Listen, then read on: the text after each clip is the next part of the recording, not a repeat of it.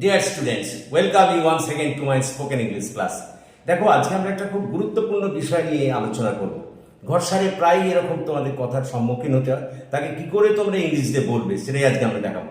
দেখো, যদি দেখো বাংলা বাক্যের শেষে করে এসেছি, খেয়ে এসেছি, গিয়ে এসেছি, বা নিয়ে এসেছি, বা বুঝে এসেছি, বা করে এসেছো, খেয়ে এসেছো, বুঝে এসেছো, এই জাতীয় শব্দ থাকে, তাহলে সেক্ষেত্রে তোমরা বাক্য গঠন করবে কী করে। আমি একটা বাক্য উদাহরণ দিয়ে যাই। মনে করো আমি যদি বলি আমি এই কাজটা করে এসেছি, বা মনে করো আমি বললাম সে ভাত খেয়ে এসেছে, বা মনে করো রিনা গান গেয়ে এসেছে। এই যে করে এসেছি, খেয়ে এসেছি, গিয়ে এসেছি, বা নিয়ে এসেছি, বা করে এসেছো, খেয়ে এসেছো, এই জাতীয় যদি শব্দ থাকে বাক্যের শেষে, তাহলে তোমরা সেক্ষেত্রে বাক্য গঠন করবে কী করে।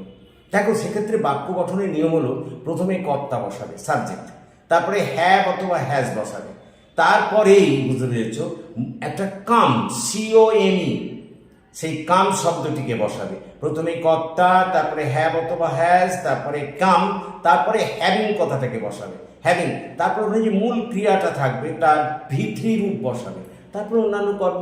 যেমন মনে করো আমি কাজটা করে এসেছি, লক্ষ্য করো আমি কাজটা করে এসেছি, লক্ষ্য করো লাস্টে কি আছে, করে এসেছি।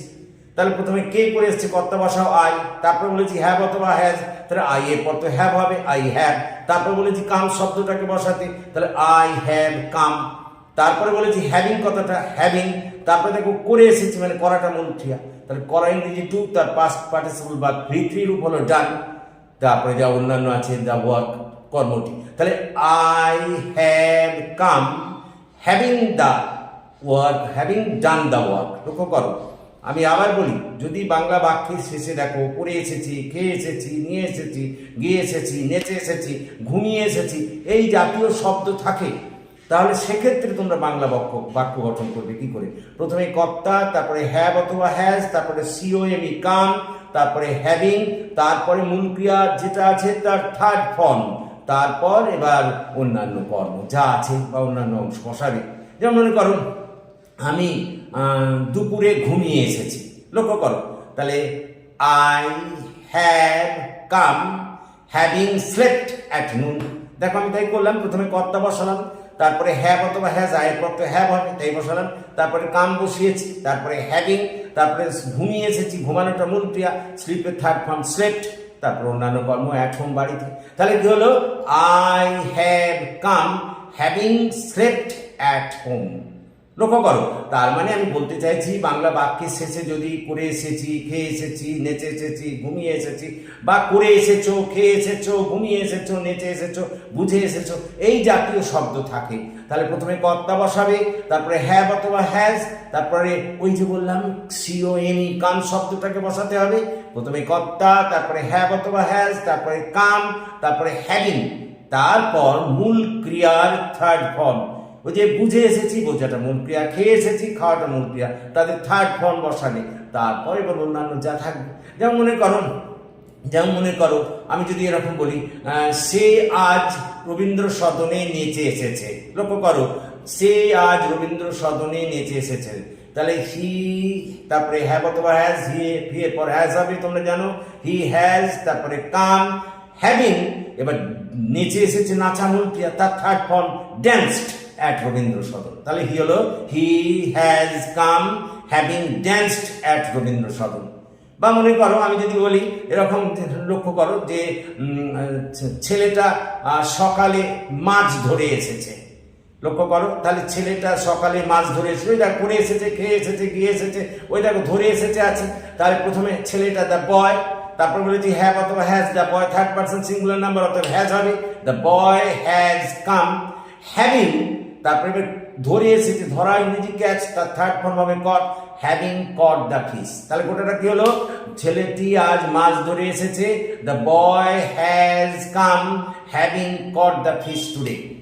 তাহলে দেখো এই যে তোমাদের সূত্র আমি এটাই লিখেছি, যদি বাংলা বাক্যের শেষে করে এসেছি, খেয়ে এসেছি, গিয়ে এসেছি, নিয়ে এসেছি, বা করে এসেছো, খেয়ে এসেছো ইত্যাদি জাতীয় শব্দ থাকে, তাহলে ইংরেজি বাক্য গঠন করতে গেলে প্রথমে কর্তা, তারপর হ্যাভ অথবা হ্যাজ, তারপর কাম, তারপর হ্যাভিং, তারপর মূল ক্রিয়ার V3 রূপ, তারপর বাক্যের অন্যান্য অংশ বসাতে হবে। গঠনটা দেখো, structure for you, subject, have অথবা হ্যাজ, তারপর কাম, তারপরে হ্যাভিং, তারপরে মূল ক্রিয়ার V3 রূপ, তারপর অন্যান্য অংশ। আমি দুটো করেও দিয়েছি, দেখো এখানে আমি ভাত খেয়ে এসেছি, I have come having eaten rice.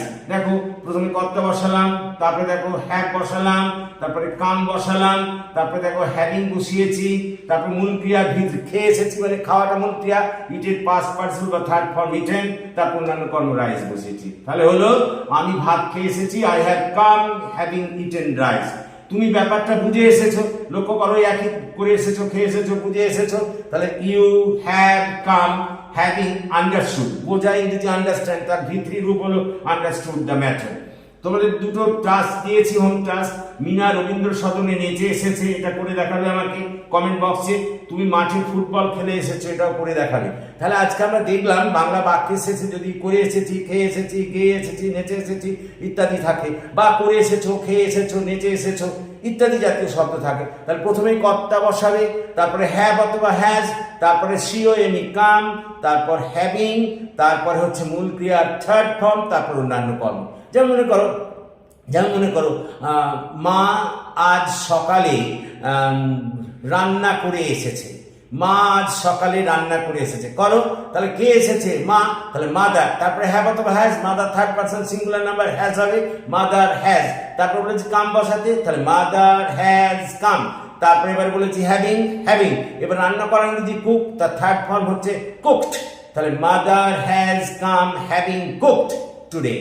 লক্ষ্য করো, যদি বলি আমি এরকম, যেমন মনে করো আমরা বললাম যে সে বাজার থেকে, যদি এরকম বলি, লক্ষ্য করো যে সে বাজার থেকে মাছ নিয়ে এসেছে। লক্ষ্য করো, সে বাজার থেকে মাছ নিয়ে এসেছে। তাহলে দেখো নিয়ে এসেছে, লক্ষ্য আছে। তাহলে সে হি, তারপরে হ্যাভ অথবা হ্যাজ, এর পর হ্যাজ হবে। তাহলে he has come having fish from the market, বাজার থেকে মাছ নিয়ে এসেছে। তাহলে he has come having bought the, বা ব্রট বলতে পারো, নেওয়া ইংরেজি ব্রিং, তার past participle brought the fish from market. তাহলে কি হলো? সে বাজার থেকে মাছ নিয়ে এসেছে, he has come having brought the fish from market, বাজার থেকে সে মাছ নিয়ে এসেছে। ক্লিয়ার? এইরকম তোমরা শত শত বাক্য তৈরি করতে পারো এই ফর্ম অনুযায়ী। দেখো এরই একটা পাস্ট ফর্ম আমরা একসঙ্গে শিখে নিতে পারি, যদিও আমি পরের ক্লাসে সেটা শিখবো। থাক আজকে এই পর্যন্ত। তাহলে আজকে আমরা শিখলাম যে বাংলা বাক্য শেষে করে এসেছি, খেয়ে এসেছি, নিয়ে এসেছি, গিয়ে এসেছি ইত্যাদি যদি শব্দ থাকে, বা করে এসেছো, খেয়ে এসেছো, একই কথা। তাহলে প্রথমে কর্তা বসাবে, তারপরে হ্যাভ অথবা হ্যাজ, তারপর কাম, তারপর হ্যাভিং, তারপর V3 রূপ, তারপর অন্যান্য কর্ম। Clear? That's all for this today. আমি মনে হয় তোমরা বুঝতে পেরেছো। যদি বুঝতে পারো ক্লাসটাকে শেয়ার করো সকলের মধ্যে, এবং আমার এই চ্যানেলটিকে সাবস্ক্রাইব করো। That's all, have a good day.